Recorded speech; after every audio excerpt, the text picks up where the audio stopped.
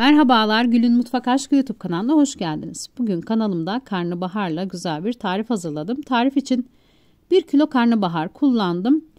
Tüm karnabaharı yemek içerisinde kullanmayacağım. Çok fazla olacağından yarısını dondurucuya atacağım. Başka bir yemekte kullanmak için. Ortadan ikiye kestim karnabaharı. Kök kısmını ayırıyorum. Kök kısmını çiğ haliyle yemeyi ben çok seviyorum. Sizler de hiç denemediyseniz kesinlikle denemenizi öneririm. Kök kısmını ayırdıktan sonra kenarlarını temizleyip yemesi çok güzel oluyor. Bu şekilde temizliyorum ve kök kısmını yiyorum. Karnabaharı kökünü ayırdım. Karnabaharı dal dal elimle ayırıyorum. Tüm karnabaharı ayırdım. Yarısını dondurucuya atacağım. Yarısını da yemeği yapmak için kullanacağım. 2 litre kaynayan suyun içerisine haşlamak için karnabaharları ilave ettim. 10 dakika haşlanacak karnabahar. Karnabahar haşlanırken ben yemeğin soğanını hazırlayacağım. Kaynar su içerisine aldım. Karnabahar haşlana dursun. Orta boy bir kuru soğanı ince bir şekilde doğruyorum. Hazırlayacağım bu tarif pratik, lezzetli bir tarif. Sizler de hazırladığınızda beğeneceğinizi düşünüyorum. İnce bir şekilde soğanı doğruyorum. Ben soğanı doğrarken karnabahar haşlanmaya devam ediyor. 10 dakika haşlanan karnabaharı kaynar su içerisinden çıkartıyorum. Karnabaharı kaynar su içerisinden çıkarttım. Tava içerisine bir kahve fincanı zeytinyağını ilave ettim. Doğramış olduğum soğanı ekliyorum. Soğanı ekledikten sonra dondurucudan çıkarttığım bir tane doğranmış kapya biberi ilave ediyorum. Kapya biberi ekledim. Yine dondurucudan çıkarttığım 3 tane doğranmış yeşil biberi ekliyorum. Yazdan kapya biberi ve yeşil biberi dondurucuya atmıştım. Kışın kolaylık oluyor. Elimin altında her zaman yemeklerin içerisine kullanıyorum. Tam bir renk cümbüşü oldu. 6 yemek kaşığı yine yazdan hazırladığım domates sosu ilave ettim. 2 diş sarımsak ekleyeceğim. Ben sarımsağı her tarifimde görüyorsunuzdur takip edenler. Doğrayarak ekliyorum. Rendelenen sarımsak sadece yoğurt içerisinde lezzetli geliyor bana. Çok acı geliyor. Rendelediğim zaman sarımsak yoğun bir şekilde acısını yemeğe veriyor. Ama doğranmış sarımsak hiçbir şekilde acısını dışarı vermiyor. Sadece lezzetini geçiriyor. Sizlere tavsiyem daha küçük ya da büyük doğrayabilirsiniz. Piştikten sonra hiç sakıncası yok. Doğrayarak eklemeniz yemek içerisine. 1 çay kaşığı kadar karabiber, 1 çay kaşığı pul biber ilave ettim.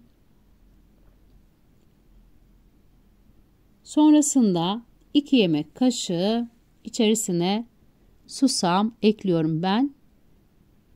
Çiğ susam ekledim. Siz dilerseniz kavrulmuş susam da ilave edebilirsiniz. Susam yemeğe şahane bir lezzet katıyor. Karnabahar yemeğini yerken susamın o güzel lezzeti ağzınıza geliyor ve güzel bir uyum oluşuyor karnabahar ve susam arasında. 1 tatlı kaşığı tuz ilavesi yaptım. Tava içerisindeki domates, biberler, soğan, susam, sarımsak, baharatlar birbirine iyice karıştı. Sıra geldi 10 dakika haşladığım karnabaharı tava içerisine ilave etmeye. Kaşıkla tava içerisindeki malzemeler karnabahara karışıncaya dek ters düz karıştırıyorum.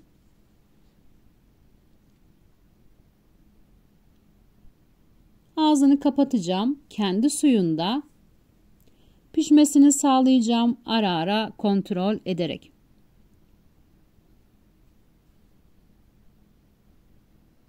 Karnabahar suyunu saldı. Yemeği yüksek ateşte pişirdim, kısık ateşte pişirmedim. Karnabahar suyunu saldı. Pişirmeye devam ediyorum. Hemen hemen pişti. Haşladığım zaman çok fazla pişirmediğim için, dallarını da büyük büyük ayırdığım için pişirmeye devam ediyorum. Söylediğim gibi ara ara kontrol etmenizi öneririm. Karnabaharınızın çok fazla pişip erimemesi için. Karnabahar pişti. İstediğim kıvama geldi. Karıştıracağım. Sonrasında ocağın altını kapatacağım ve bu güzel lezzeti servise alacağım. İçerisine salça kullanmadım. Sadece yazdan hazırladığım domates sos ekledim ve diğer malzemelerle güzel bir lezzet oldu. Herkesin pratik bir şekilde hazırlayacağını düşünüyorum. Bir defada olsa benim hazırladığım gibi denemenizi sizlere öneriyorum. Şimdiden hazırlayacaklara afiyet olsun. Kanalıma abone olmayı ve beğeni yapmayı unutmayın lütfen. O güzel yorumlarınızı videomun altına bekliyorum. Sizlerin görüşleri benim için çok değerli. Tarifin malzemelerini neyi ne miktarda kullandığımı açıklama kısmında listeli bir şekilde belirteceğim. Oradan bakabilirsiniz tarifin malzemelerine. Üzerine bir çay kaşığı tekrar susam ekleyip afiyetle yedim. Umarım sizler de hazırladığınızda benim kadar severek tüketirsiniz. Bir tarifin daha sonuna geldim. Başka bir tarifte görüşmek üzere. Herkese sevgiler sunuyorum.